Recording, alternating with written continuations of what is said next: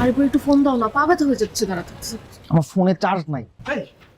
কি রে ফোন দিয়ে তো অস্থির বানাই ফেলছিস, কি হইছে? দোস্ত তুই আমারে বাঁচা দোস্ত প্লিজ। দোস্ত এখন এত রাত্রে আমি কোনো জায়গায় কাজী অফিস খোলা পাবো না, তুই আমাকে থাকতে দে। আমি অপর্ণাকে সকালবেলা বিয়ে করে আমি দূরে কোথাও চলে যাবো। পাগল হয়েছিস যে আমার বাসায় তোর থাকতে দিব?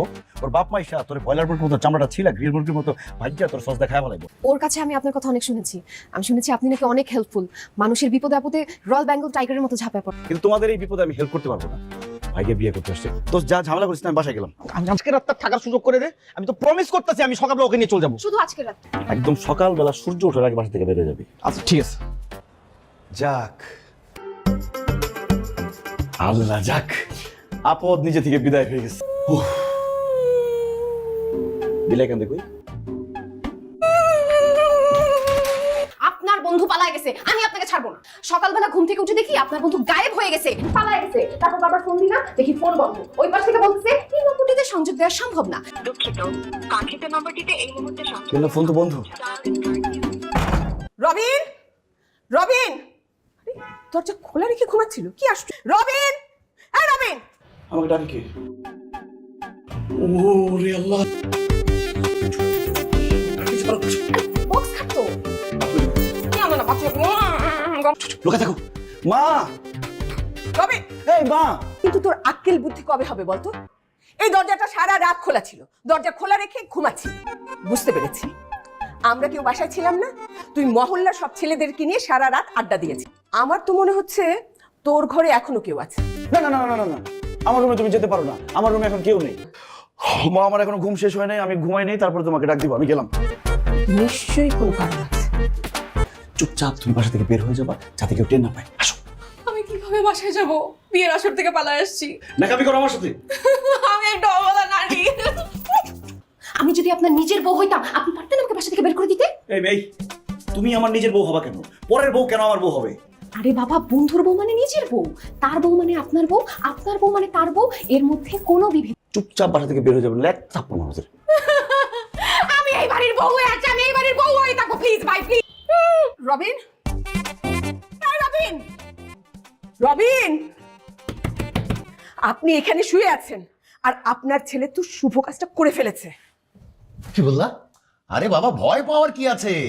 তুই লাভ ম্যারেজ করেছিস শুনে আমি খুব খুশি হয়েছি।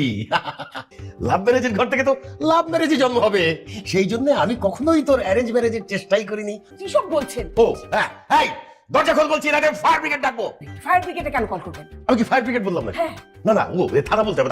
এই দরজা খোল বলছি, না দেখবে থানায় ফোন করবো।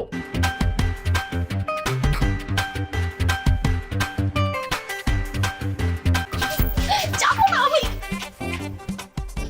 যাবো না।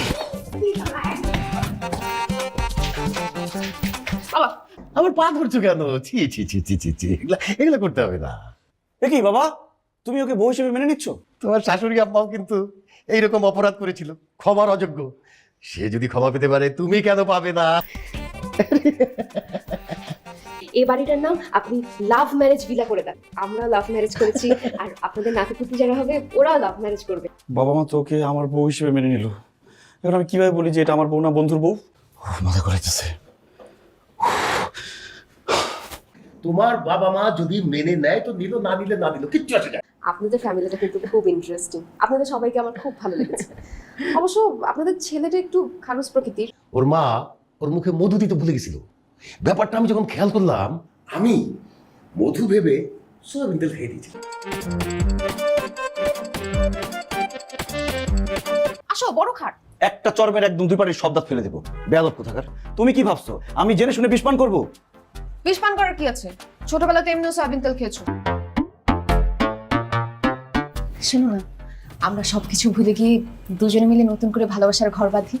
আমাদের ভালোবাসাটা কিন্তু এখান থেকেই শুরু হতে পারে। আমাকে এত জ্ঞান দিতে হবে না, আমার মাথায় যথেষ্ট জ্ঞান আছে। এখন আমাকে ঘুমাইতে দাও, যাও উপরে গিয়ে ঘুমাও।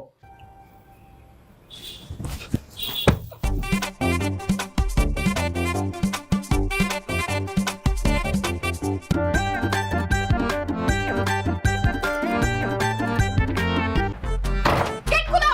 আমার 2 ঘন্টা লাগবে। তোমার ব্রাশ আমার কাছে, গেট খোলো। আমার ব্রাশের কোনো দরকার নাই, যা। নতুন বিয়ে করছিস, আনন্দে থাকবি, তা না। তোরে দেখে মনে হইতেছে তুই একটা আমাশা রোগী। তুমি নাকি অপর্ণাকে বলছো জন্মের সময় আমার মুখে তুমি মধু না দিয়ে সয়াবিন তেল খাওয়াইছো আমাকে?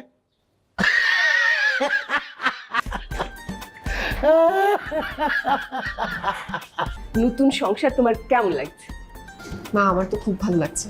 তবে প্রথম আমি ভেবেছিলাম এই বাসায় আসার পরে মন খারাপ থাকবে। রবিন যদি কোনো কারণে কখনো তোমার সাথে খারাপ ব্যবহার করে তখন এসে তুমি আমাকে বলবে, আমি ইচ্ছা মতো ওকে শিক্ষা দিয়ে দেবো। এটা রবিনের বাবা মাকে বুঝতে দেওয়া যাবে না। তারা যদি জানতে পারে আমাদের দুজনের বিয়েই হয় নাই, তাহলে তারা অনেক কষ্ট পাবে। আমরা তো ভালোবেসে দুজনকে বিয়ে করেছি, খারাপ ব্যবহার করার প্রশ্নই আসে না। ওঠো, নিচে যাও। এই কি নিচে যাবো কেন? কি বলতো? আমি উপরে ঘুমাই না, নামো। উপরে ঘুমাও তো কি হয়েছে? আজকে নিচে ঘুমাও। এই তোমাকে না বললাম যে আমি খাটে ঘুমাবো? তো ঘুমাও, একসাথে ঘুমাই, জামাই বুত একসাথে ঘুমাইতেই পারে।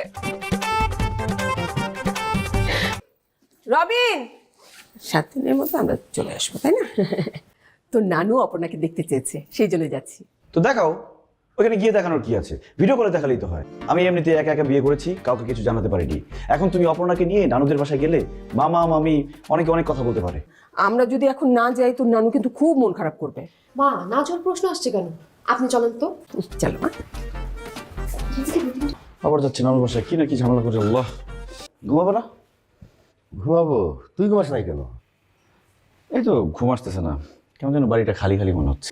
অনেকদিন একা একা থাকি নাই, তোর মা ওই রকম একা একা যায় নাই আগে। কি আর করা, ঘুমাইতে যা, আমিও ঘুমাইতে যাই। আরে সকালে চলে আসবে। কি ব্যাপার মা? অপর্ণা আসেনি? অপর্ণা কোথায়? অপর্ণা আছে, অপর্ণা হারিয়ে যায়নি। কি ব্যাপার, তোমাদের না 1 সপ্তাহ থাকার কথা? একদিন থাকাতে তোমার ছেলে আমাকে এতবার ফোন দিয়েছে। এই তুমি আসো কেন? সব দোষ তো তোমার। কি হয়েছে? কি সমস্যা হয়েছে? আমি আসলে খুবই সরি, তোমার সাথে অনেক খারাপ বিহেভ করে ফেলছি। আমাকে মিস করছো? ঠিক মিস না, মানে ঝগড়াঝাটি করতাম, ভালোই লাগতো। আবার আমার কথা মনে করে রাতে কান্নাকাটি করো নাই তো? দেখো, তুমি ফান করো না, ব্যাপারটা সিরিয়াস। আমি আসলে তোমাকে ভালোবেসে ফেলছো? এই কাজটা কিন্তু তোমার একদম ঠিক হয় নাই। বন্ধুর বউকে তুমি কিভাবে ভালোবেসে ফেল? আমি আমার নিজের বউকে ভালোবাসবো। তোমার বাবা মা তো এটা জানেও না যে তুমি আমাদের এখানে এসেছো, আর ওনারা তো আসলে এখন আমাদের আত্মীয়, তাই না? ফোন নাম্বারটা দিবে, একটু কথা বলতাম আমরা। মা, আসলে আমি অনেকবার ওনাদের ফোন দিয়েছি, তারা কেউ আমার সাথে কন্ট্যাক্ট করছে না। রাগের মাথায় কি না কি বলে দিবে। আমি চাই না আমার জন্য আপনারা অপমানিত হন। না, বিয়ে করেছিলাম, তোমরা তো তখন ছিলে না, বিয়েটা পারফেক্ট হয়নি। আমি বিয়েটা আবার করতে চাই। রবিন যেটা বলেছে ঠিকই বলেছে, এটা তো আমাদের অনেক আগেই করা উচিত ছিল। তুই এতদিন পরে করতে গেলি। দোস্ত, আই এম রিয়েলি সরি। আমি যেটা করছি একদমই ঠিক হয় নাই, প্লিজ আমাকে মাফ করে দে। আজকে আমার আর অপর্ণার বিয়ে, আর আমার বাবা মা তোদের সম্পর্কের কথা কিছুই জানে না। যদি তারা জানে না, খুব কষ্ট পাবে। আর সব থেকে বড় কথা হচ্ছে, আমি অপর্ণাকে ভালোবাসি। আরে ভাই, অপর্ণা নিজে আমাকে ফোন দিয়ে আনছে, আমি তো না নিয়ে যাবো না। আমি বললাম না আমি অপর্ণাকে ভালোবাসি। আমি ছাড়া অপর্ণাকে অন্য কারো হতে দিব না। তুই এখান থেকে যা। এখান থেকে ফার্স্ট ক্লাস একটা বাংলা সিনেমার নায়ক হইতে পারবি। আচ্ছা, এগুলা বাদ দে। শোন, আমার প্ল্যান সাকসেস হয়েছে, এটাতেই আমি খুশি। দোস্ত, আমি তোর কথা কিন্তু বুঝতেছি না, ক্লিয়ার করে কথা বল। আরে মনে নাই তুই আমার বার্থডে পার্টিতে আসলি? তখন তোকে ফার্স্ট টাইম দেখে এমন ক্রাশ খাইছে, একদম লাভ এট ফার্স্ট সাইট ভাই। ওর বাবা মা ওর জন্য বিয়ে ঠিক করছে। তা আমি বিয়ে খাইতে গেছি, দেখি যে ও কাঁদতেছে রুমে বসে বসে। খুলে বলার পর আমি কি করলাম, আমি একটা প্ল্যান বানায় ফেললাম। তুই আমার দোস্ত না, তুই আমার ভাই।